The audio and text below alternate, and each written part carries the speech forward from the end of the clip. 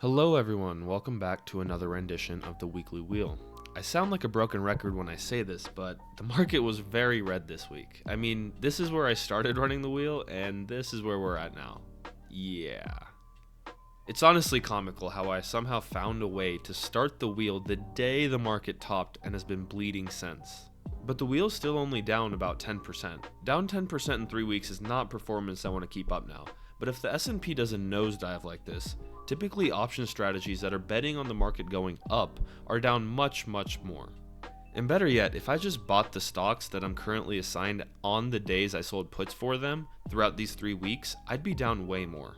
I don't know where the market's headed from here. It could do one of these, it could do one of these, or it could do one of these. Nevertheless, I'm going to keep the wheel churning. So let's dive into the details of where this strategy stands. Last week, I sold calls for the stocks that I've been assigned. Now, typically, I would sell calls that have an expiration date of 1 week after the day I sell it, but since the market's been so red, I sold these for 2 weeks out to make sure that I still get around 1% in premium. The 1 week contracts just didn't give enough premium. My Palantir and Tesla puts got assigned, surprise surprise, and now I have 100 shares of each. So I'm holding quite a bit of shares right now. And consequently, I only have 931 Monopoly dollars of buying power right now.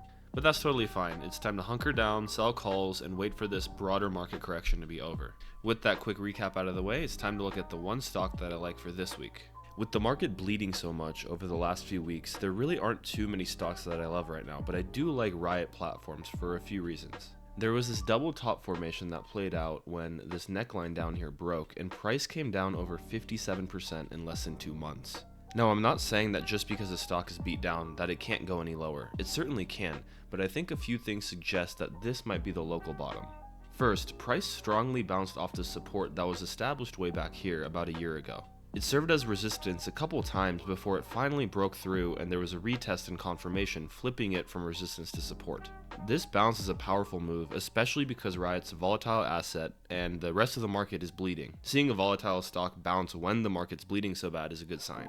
Also, the high implied volatility of Riot gives great premium rates. Another supporting piece of data is the RSI. There isn't any bullish divergence, but there is a RSI pattern that if it repeats would send Riot higher. Throughout the last year, every time Riot's reached the oversold region, it's either bounced immediately after or bounced after some continued downside. In this time span, reaching oversold on the RSI meant that the local bottom was either in or close to being in and that a bounce was near. And I think we're going to see a similar bounce with price if these RSI bounces are any indication.